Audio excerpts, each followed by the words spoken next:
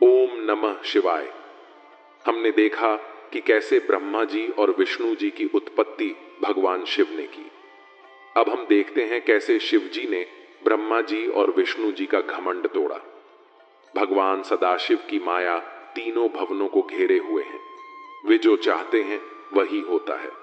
विष्णु जी की नाभि से जो कमल का पुष्प निकला, उस पर शिव जी ने ब्रह्मा जी को उत्पन्न कर बैठा दिया। परंतु ब्रह्मा नहीं जानते थे कि उन्हें किसने उत्पन्न किया है, उनका पिता कौन है। तब उन्होंने सोचा कि जिस मूल से यह कमल का पुष्प उत्पन्न हुआ है वही मेरा पिता होगा। ऐसा सोचकर उस कमल की जड़ को जन्म देने वाले अपने पिता का पता लगाने के लिए ब्रह्मा उस कमल की डंडी के मार्ग से उस जल के भीतर जा पहुंचे। ब्रह्मा उस कमल नाल के सहारे सैकड़ों कोसों तक पानी के भीतर चले गए, परंतु उन्हें उसके उद्गम स्थान का कोई भी पता नहीं चल सका। तब वह निरंतर 100 वर्षों तक प्रयत्न करने के बाद, निराश हो जाने के बाद, शोक से व्याकुल होकर उसी स्थान पर पुनः लौट आए जहां से नीचे की ओर चले थे। जब वे पुनः वापस आए तो यह देखकर उनके आश्चर्य की सीमा नहीं रही कि वहां वह कमल पुष्प कहीं भी दिखाई नहीं देता था जिस पर वे पहले बैठे थे। इस अद्भुत दृश्य को देख उन्हें अत्यंत चिंता हुई। तब उन्होंने इस संपूर्ण सृष्टि के स्वामी से अपनी रक्षा करने की प्रार्थना की। उस समय उन्हें चिंता युक्त देखकर आकाशवाणी हुई, जिसके द्वारा 2 अक्षर प्रकट हुए। उन अक्षरों के सहारे 16 और 21 अक्षरों का और ज्ञान हुआ, जिनसे वे बहुत सी बातों को जान सके।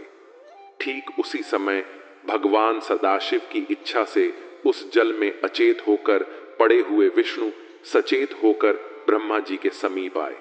इस बात में कोई संदेह नहीं करना चाहिए कि जो भगवान शिव चाहते हैं वही होता है। विष्णु जी को देख ब्रह्मा जी ने उनसे पूछा, आप कौन हैं? विष्णु जी ने उत्तर दिया, हे ब्रह्मा, हम अलख निरंजन हरि हैं। हम तुम्हारे पिता हैं।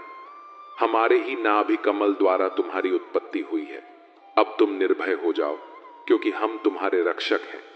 हमारे ऊपर हमारे समान अथवा हमसे उत्तम अन्य कोई नहीं है। हम ही सबके स्वामी हैं।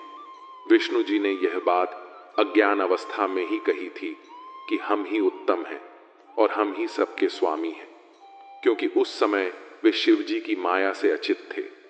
भला इस संसार में ऐसा कौन है जिसे शिव जी की माया भुलावे में नहीं रखती? विष्णु जी के मुख से यह वचन सुनकर ब्रह्मा को अत्यंत क्रोध आया। तब उन्होंने कहा, तुम ऐसी बातें न करो और कैवल्य भाव का निश्चय रखो। यदि तुम हमें उत्पन्न करने वाले हो तो वेद हमें ब्रह्मा, पिता, विधाता आदि नामों से नहीं पुकारते। हम स्वयं ही तीनों गुणों को धारण करके संपूर्ण सृष्टि को उत्पन्न करने वाले हैं। अतः तुम्हें हमारे प्रति ऐसे शब्द नहीं कहने चाहिए। यह बात सुन विष्णु बोले, हे ब्रह्मा, तुम अज्ञानता में मत पड़ो। इस सृष्टि को उत्पन्न करने वाले हम ही हैं। हम ही सब जीवों को उत्पन्न करके उनका पालन करते हैं और प्रलय में सबको नष्ट करते हैं। हमारी माया के वशीभूत होकर सब अपना ज्ञान भुला बैठते हैं, इसलिए तुम भी ऐसा कह रहे हो। इसमें तुम्हारा दोष नहीं है। हम ही ने वेदों को बनाया और तुम्हें नाभि कमल द्वारा उत्पन्न किया। हमसे अधिक श्रेष्ठ अन्य कोई नहीं है। यदि तुम हमारा पूजन करोगे तो वह शुभ होगा, अन्यथा हम तुम्हें अपनी शक्तियां माया द्वारा नष्ट कर देंगे। विष्णु जी के ऐसे अहंकार पूर्ण शब्द सुनकर ब्रह्मा जी के हृदय में भी क्रोध उत्पन्न हो गया और वह विष्णु जी के शत्रु बन गए और उनसे कहने लगे, हे विष्णु, जिस प्रकार गुरु अपने शिष्य को झिड़कते हैं वैसे ही हम तुम्हें झिड़कते हैं। और ब्रह्मा जी आपस में युद्ध करने लगे। शिव जी की माया से मोहित होकर उन दोनों ने बहुत समय तक खूब युद्ध किया, क्योंकि वह दोनों ही खुद को सृष्टि का स्वामी समझते थे। उस समय उन दोनों को परस्पर लड़ता देख प्रलकालीन प्रज्वलित शिव जी अचानक ही उस स्थान पर प्रकट हो गए। उनके उस परम तेजस्वी स्वरूप को देख उन दोनों ने युद्ध बंद कर दिया उस समय विष्णु जी ने अत्यंत भयभीत हो ब्रह्मा जी से कहा, हे ब्रह्मा, यह तेज यहां कहां से आ पहुंचा? अब हम दोनों को उचित है कि हम इस तेज के आदि और अंत को देखें। हम दोनों में से जो भी इसके आदि और अंत को देख लेगा, वही इस सृष्टि का स्वामी और सबसे बड़ा माना जाएगा। हमें तो यह तेज आदि और अंत से रहित जान पड़ता है। अच्छा, तुम इस तेज के ऊपर की ओर जाओ और हम नीचे की ओर जाते हैं। यह बात ब्रह्मा जी ने मान ली। तब वे दोनों अहंकारी उस तेज का आदि आखिर जानने के लिए एक दूसरे से भिन्न दिशाओं में चल दिए। जो कार्य अहंकार की अवस्था में किया जाता है वह कभी पूर्ण नहीं होता और उसका फल भी अच्छा नहीं मिलता। जब तक मनुष्य अहंकार को नहीं त्याग देता, तब तक उसका कार्य सिद्ध नहीं हो सकता। ब्रह्मा जी और विष्णु जी के इस चरित्र को जो मनुष्य प्रातःकाल हाथ पांव धोकर ध्यान में लाता है, उसे इस लोक में सुख, आरोग्य तथा परलोक में श्रेष्ठ गति की प्राप्ति होती है।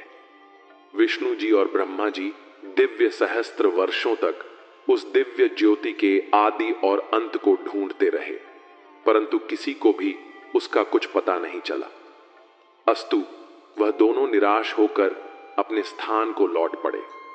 परंतु तभी एक आश्चर्य की बात हुई कि जिस स्थान से वे चले थे, वह उन्हें बहुत ढूंढने पर भी कहीं दिखाई नहीं दिया। उन्हें 1 सहस्त्र दिव्य वर्षों का समय अपने पहले स्थान को ढूंढने में लग गया। उस समय उन दोनों को इस बात का ज्ञान हो गया कि उनके ऊपर भी कोई शक्ति है जो सबसे उत्तम और पुरातन है। यह बात ध्यान में आते ही यह आकाशवाणी हुई, हे ब्रह्मा तथा हे विष्णु, तुम दोनों योग साधना करो। उसे सुनकर उन दोनों ने योगाभ्यास करते हुए उस अलक्ष्य स्वामी की स्तुति में इस प्रकार कहना आरंभ किया, हे स्वामी, हम दोनों ने आपकी माया के वशीभूत होकर अपने को सृष्टि का उत्पन्न करता समझ लिया था। अब हम अपने अभिमान को त्याग कर आपको दंडवत करते हैं। आप हमें अपना सेवक जानकर कृपा कीजिए और प्रकट होकर हमें अपना दर्शन। उनके इस प्रकार कहते ही भगवान सदाशिव ने साक्षात प्रकट होकर उन्हें अपना वह स्वरूप दिखाया जिसके दर्शन पाकर संपूर्ण संसार मोहित हो जाता है। उनका शरीर श्वेत पत्थर के समान गौर था, उस पर वे भस्म ले हुए थे। उनके पास में आदिशक्ति महामाया उत्तम वस्त्रों और आभूषणों को धारण किए हुए विराजमान थी। उनके दर्शन प्राप्त कर ब्रह्मा और विष्णु को अत्यंत प्रसन्नता हुई। उन दोनों ने हाथ जोड़कर उनकी स्तुति की और कहा, हे प्रभु, हमारे इस युद्ध का परिणाम शुभ ही हुआ, जो हमें आप परम प्रभु के दर्शन प्राप्त हुए। हमसे जो कुछ अपराध हुआ उसे आप कृपा पूर्वक क्षमा कर दीजिए। इसके बाद वे दोनों अपने मस्तक को नीचे झुकाए हुए शिव जी के चरणों की ओर देखने लगे। ब्रह्मा जी और विष्णु जी की स्तुति सुन भगवान सदाशिव ने मुस्कुराते हुए कहा, हे ब्रह्मा तथा हे विष्णु, तुमने हमारी माया के मोह में पड़कर ही परस्पर युद्ध किया। अब तुमको उचित है कि इस विरोध भाव को त्याग कर तुम दोनों ही अहंकार को नष्ट कर दो और वह कार्य करो जिसकी हम तुम्हें आज्ञा देते हैं।